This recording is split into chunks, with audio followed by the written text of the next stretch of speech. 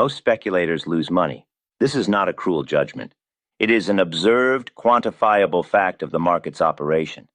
But the general assumption is wrong. Most do not lose money because their timing is wrong. They do not fail because their technical analysis was imperfect. They fail because their spine is weak. They fail because they refuse to obey the simplest, coldest rule of speculation. The market is brutal, yes, but the mirror is the real enemy. Your greatest defeats do not occur when the ticker moves against you. They occur the moment you abandon the precise system you designed in the cold, clear light of reason. I, Larry Livingston, learned this lesson through ruin and then through resurrection. My biggest losses, my most catastrophic failures of capital and nerve, always followed one singular iron deficiency. I failed to maintain this necessary fundamental rule. If you have a system, you must become its most loyal, unthinking servant. Your genius is in the construction of the methodology. Your duty is in its execution, nothing more. You must step aside and let the disciplined mechanism you built operate. Subscribe now, like this video, and leave a comment. By doing that, you help more people see this message, and you let me know this work is not in vain. The amateur speculates based on impulse. He looks at the tape and sees a momentary excitement. He reads a dispatch in the morning paper that stirs his imagination. He hears a rumor whispered by an acquaintance or worse by his broker.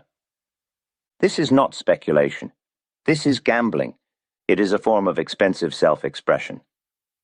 The systemless trader enters the market because he wants action. He improvises his position because he feels compelled to participate in the drama. He has no framework. He has no methodology. He is merely reacting to current emotion, reacting to the market's noise. I realized early that the first step to profitability is eliminating these discretionary whims. You must replace the thrill of the momentary guess with mechanical parameters. You must define your methodology. You must have a system for identifying the major trend. You must have a system for locating specific entry points where the risk is smallest. You must have a clear mathematical system for stop levels. If you cannot articulate on paper precisely why you are initiating a trade, you are relying on hope. Hope is a terrible investment strategy. When you abandon system, you abandon reason. You are sailing without a chart, trusting the fleeting impulse of the current wave to guide you. When the storm hits, you find yourself adrift. The market has a way of ruthlessly punishing improvisation. If you approach Wall Street as a stage for emotional drama, you will be promptly evicted. The system is the elimination of the self. The system is the distillation of all past knowledge, all historical observation, into a set of repeatable instructions. If you cannot repeat the process, you cannot repeat the profit. It is that simple. If you rely on your hunch today, what will you rely on tomorrow when you are fearful? The consistency required for long-term success demands that the methodology be immutable, independent of the temperature of your own temperament. Without a system, you are forever chasing the market. With a system, the market must come to you. I spent years, decades even, observing the relentless flow of prices. I formed theories, brilliant theories I believed at the time. I developed frameworks for identifying when a stock had moved past its line of least resistance. I perfected the concept of the pivot point, and I had the knowledge I could write the textbook on how markets operate. But I often failed anyway. There is a vast, dangerous chasm between the discovery of a brilliant theory and the perfect execution of that theory. I would spend weeks in detachment, meticulously drawing out the rules for a certain type of campaign. I would understand, intellectually, exactly what the tape must show me before I acted. Then, when the money was on the line, when the market moved violently, rapidly, I would forget my own genius. When the pressure mounted, I prioritized my momentary sweaty gut feeling. I listened to an influential friend. I convinced myself that the rule, which I myself had established, was perhaps too harsh for this particular instance. I prioritized outside counsel, or, worse, my own fear, over the clear rules my own research had established. The system is not merely an intellectual exercise. It is the bridge between market understanding and monetary reward. Knowledge is useless if you cannot act upon it consistently. Think of it this way. You are an architect. You have drawn up the perfect plans for a skyscraper. You have calculated the load-bearing requirements, the steel structure, the foundation. The system is the blueprint. But when the builders arrive, instead of following the blueprint, they decide that concrete feels heavier today, or that the wind doesn't look strong enough to require that specific crossbeam. They improvise based on their feelings of the morning. What happens to the structure? It collapses. The speculator is both the architect and the laborer. The architect builds the system in clarity. The laborer must execute it in pressure. If you find yourself paralyzed by the necessity of action, it is because you have failed to make the system the highest authority. You are arguing with yourself when you should be moving. The failure to execute is always more costly than the momentary discomfort of following a difficult rule. Your system must be treated as a superior entity, developed by a smarter, calmer version of yourself. You must trust that former, wiser self. The market requires operational perfection, and operational perfection demands the elimination of internal conflict. A system, to be effective, must be built around non-negotiable thresholds. These thresholds are the boundaries that separate confirmation from contradiction. They are the definite lines in the sand. For me, this was often the pivot point. A specific, predetermined price level that signals a true, meaningful shift in the underlying momentum of the stock or commodity. The pivot point rule is absolute. When the stock breaks this specific established level, whether for entry or protective exit, action must be taken immediately. This rule demands total commitment. It is easy to intellectually commit to a line in the sand when the stock is trading 30 points away. It is devastatingly difficult to commit when the stock is hovering, testing that line, making you doubt. You cannot hesitate waiting for further confirmation. The system already defined the confirmation. The price hitting the level is the signal. Hesitation is a system failure. It is an attempt to introduce personal judgment where none is allowed. When the system dictates that a major trend has been broken, that the stock has turned against the position, you cannot linger, hoping for a quick, convenient reversal. You must execute the exit, accept the loss, and wait for the system to generate the next viable entry. The pivot point protects the speculator from the most dangerous psychological maneuver: rationalization. The moment you tell yourself, "It has just broken the pivot, but I think I'll wait until tomorrow's opening," you have abandoned the entire structure of your campaign. You have replaced a numerical reality with a personal wish. That small moment of doubt, that tiny fraction of hesitation when the price hits the defined threshold, is precisely where fortunes are lost. You must pre-commit. You must sign a contract with yourself when the trade is first initiated. This contract details the acceptable loss and the expected point of validation. And when that predetermined threshold is touched by the market's hand, the contract must be enforced without a solitary flicker of internal debate. If the market has moved into new confirming territory, the system demands immediate participation.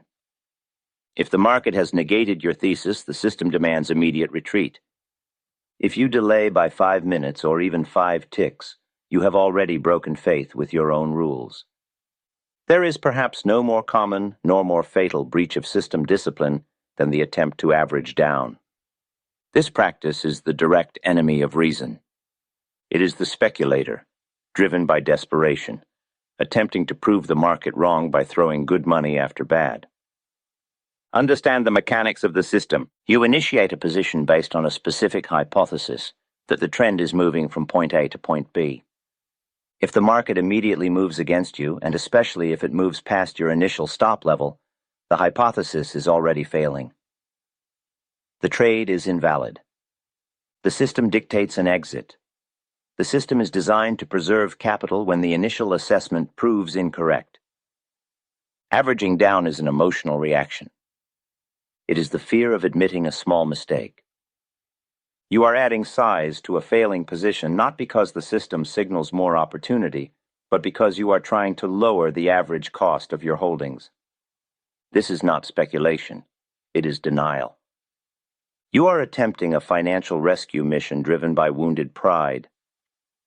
When you double down on a losing position, you are effectively betting against the system itself. You are ignoring the evidence presented by the tape, which clearly states, "You were wrong here."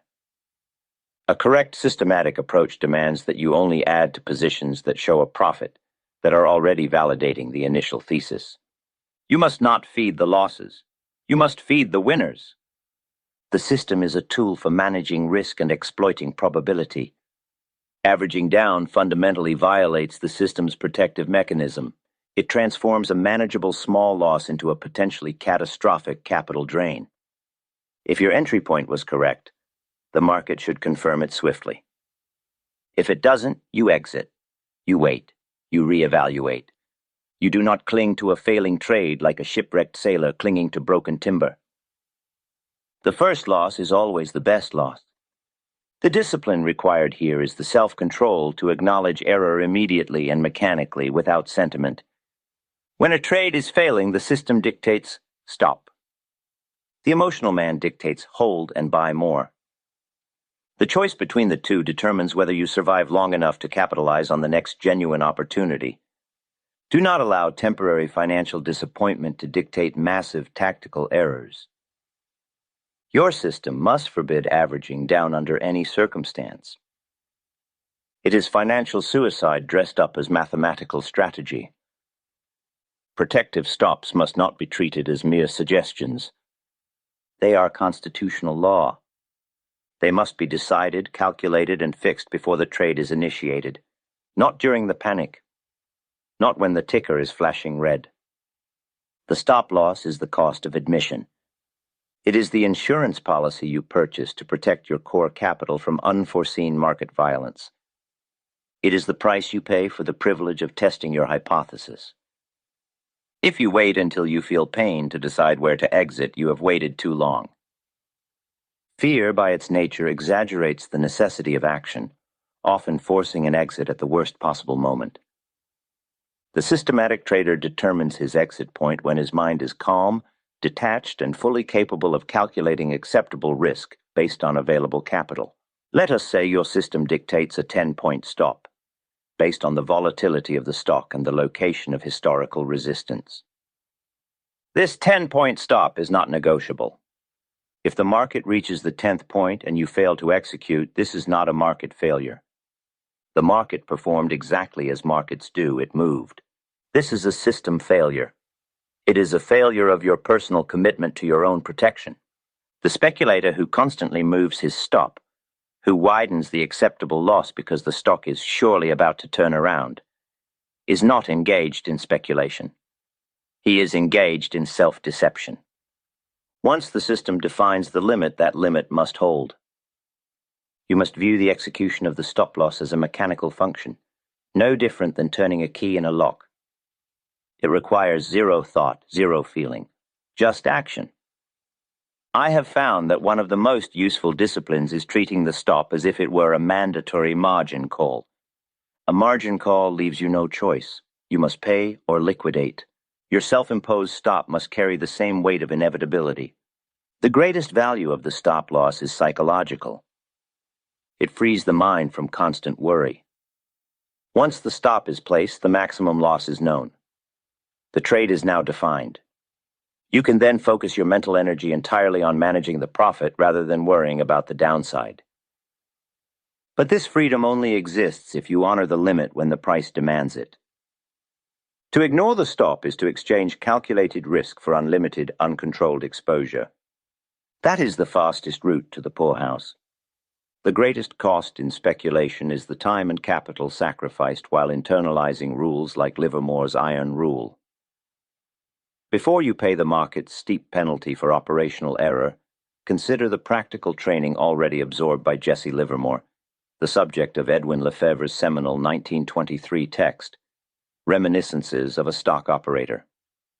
Lefebvre captured the entirety of Livermore's costly education, offering readers a unique opportunity, a mental laboratory where you can undergo decades of speculative experience without risking a single dollar of capital. While the psychology captured remains timeless, we recommend the edition featuring Max Davidson's essential commentary, which provides the necessary context to accurately translate the trading strategies of the early 1900s for today's market. A link to this essential edition is provided in the description below. The speculator's discipline is not solely required for cutting losses. It is equally, perhaps more intensely, required for the most crucial phase, holding winners. Many traders possess a certain systematic courage in taking a loss, but few possess the necessary systematic patience required to realize a major profit. If your system works, if the market confirms your initial thesis and the trend begins to run in your favor, the rules of engagement fundamentally shift. The system now requires you to ignore minor reactions. It requires you to disregard corrections, pullbacks, and noise that attempt to shake you out of a profitable position. This is often more difficult than cutting a loss. The fear of letting a paper profit slip away is psychologically agonizing. You see a large, encouraging number on your ledger, and the temptation to secure that amount, to make it real and tangible, becomes overwhelming. The disciplined trader, however, knows that the system is designed to capture the entire major movement. The system dictates that you remain invested until the market itself provides definitive, undeniable proof that the trend has concluded. You do not pull profits simply out of fear that they might disappear. You pull profits when the tape confirms that the underlying movement has lost its power.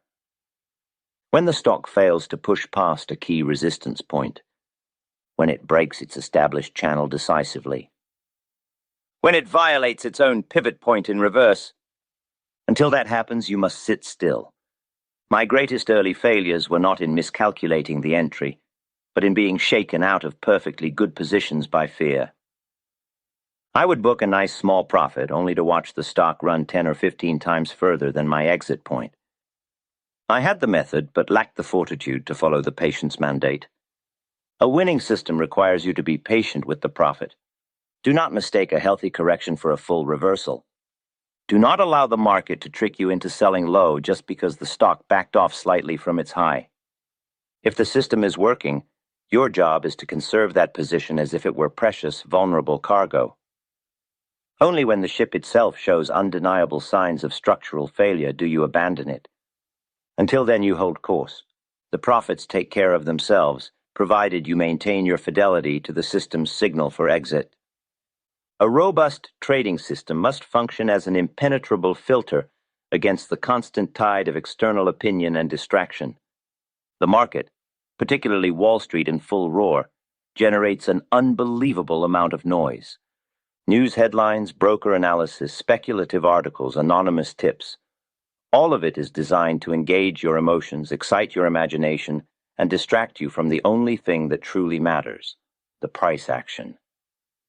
If your system says buy, but the morning newspaper screams about an international crisis or a poor earnings report, what do you obey? The disciplined, systematic trader obeys the price. Always. The earnings report is irrelevant unless the market reacts by violating your pre-established stop. The international crisis is mere background chatter if the price of the commodity continues to advance systematically. Emotional traders are paralyzed by rumors. They get in or out based on what someone says about the stock rather than what the stock is doing.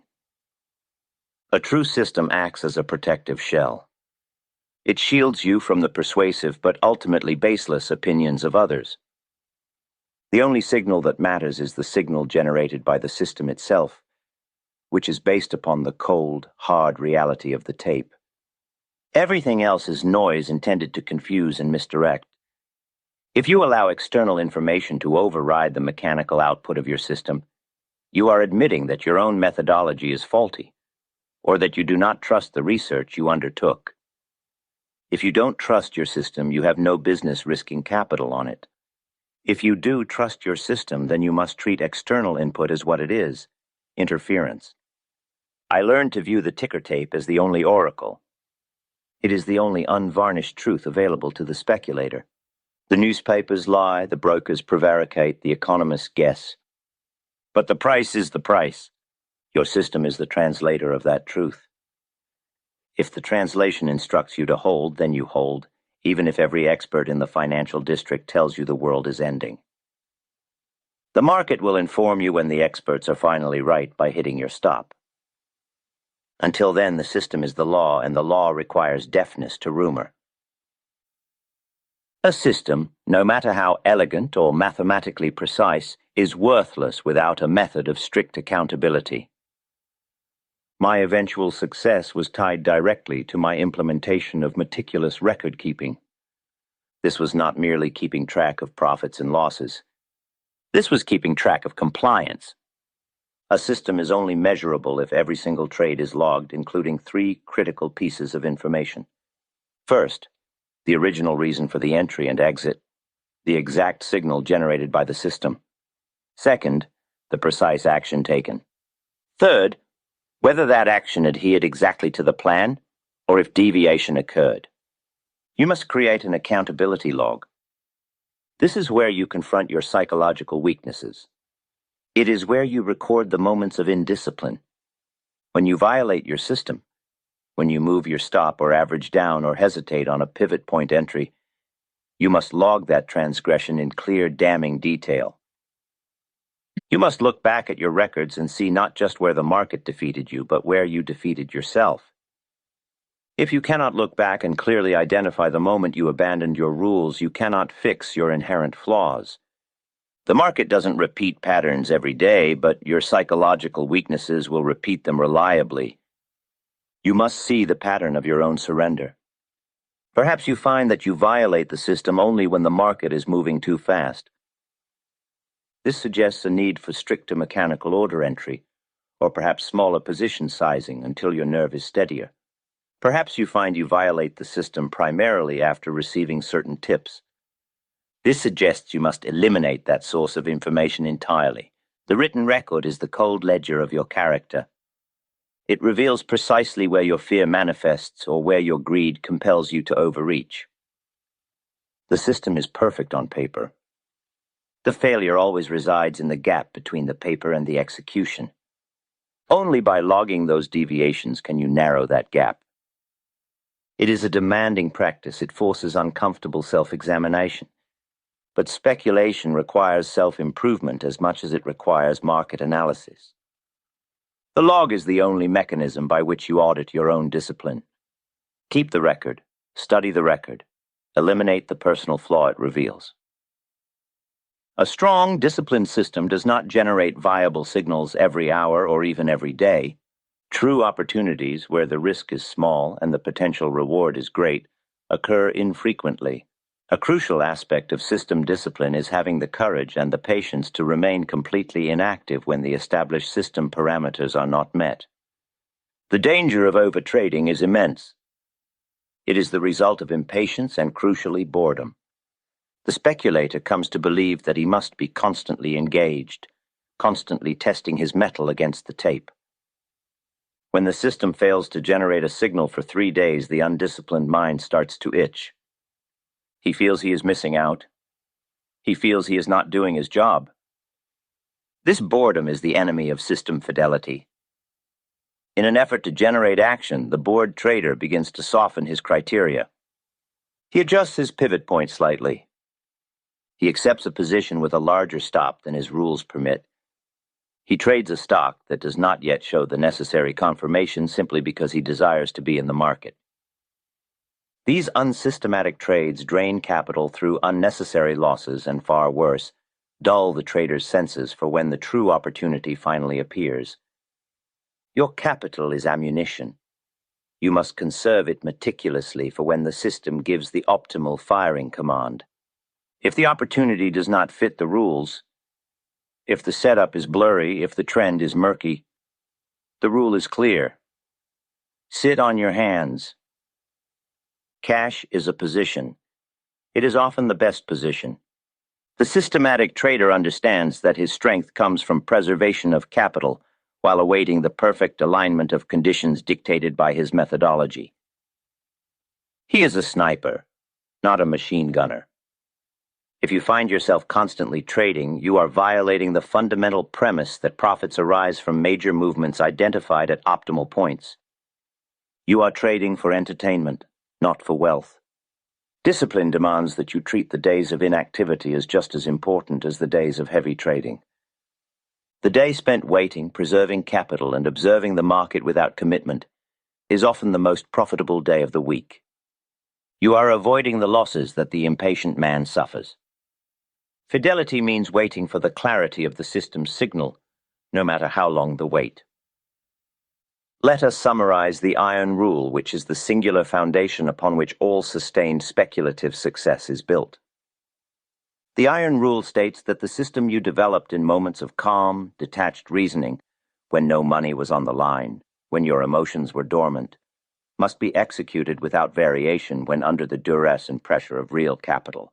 You are not smarter than the system you spent weeks perfecting. That system represents your collected intelligence, free from the momentary intrusion of fear or greed. The system knows that if you deviate, you introduce a variable that has not been tested, audited, or accounted for. You introduce yourself, and the self, under pressure, is fallible. Your only job, once the system is designed and the trade is placed, is to obey the navigation chart you set before leaving the shore. If the system says exit, you exit. You do not argue with the numbers. If the system says hold, you hold. You do not panic at temporary losses. If the system says wait, you wait. You do not succumb to boredom. I learned through immense financial suffering that I must stop treating speculation as a battle of wits between myself and the market. It is not a battle of wits. The market does not care about your wit. It is a trial of character between the disciplined part of yourself and the emotional, panicking part. The system is the embodiment of the disciplined self. The violation is the victory of the emotional self. The highest form of discipline is surrender. Surrender your ego. Surrender your hunches. Surrender your immediate feelings. Surrender to the logic of the machine you built. If you deviate from your system, you cannot claim success, even if the deviation results in a momentary profit. Because if you permit the deviation once, you establish a precedent for failure in the future. You contaminate the integrity of the process. Systematic integrity must be paramount. The moment you break your rule, you stop being a disciplined speculator and revert to the status of a gambling amateur, subject to the crushing whims of chance. Obey the calm mind. Speculation, by its very definition, is inherently risky.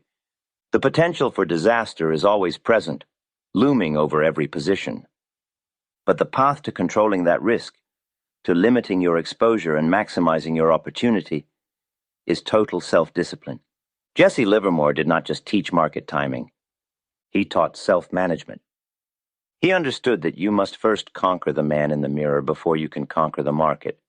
The tape will always provide opportunities, but those opportunities mean nothing if you lack the ironclad resolve to exploit them consistently. The market will always punish inconsistency. It seeks out the emotional breach in your defenses. If you have dedicated the necessary time and intellectual honesty to build a tested, reasoned system, a methodology grounded in observation and sound principles, then you must stop fighting the market. And more importantly, you must stop fighting yourself. Your task is to stop reasoning with the rules. Your task is to obey your own rules. Build the machine, and then surrender entirely to its cold, perfect logic. That is the only way to thrive. You are filling yourself with knowledge, which is excellent. But knowledge alone won't make everyone rich, because not everyone possesses the right foundation. The market is the same for everyone. The only difference lies in the mindset. You can have a perfect trading system, but if you lack discipline and an understanding of your own psychology, that system is worth nothing. I often see a recurring theme in your comments. It is easy to talk about strategy in theory, But when it comes to the actual trade, many struggle with emotions. For those who want to focus on discipline, patience, and self-discovery within trading, I have created a new channel called The Stoic Trader. I believe it will help many of you bridge these gaps. So if you think this kind of content would be useful to you, go ahead and check it out. The link is, as always, in the description below.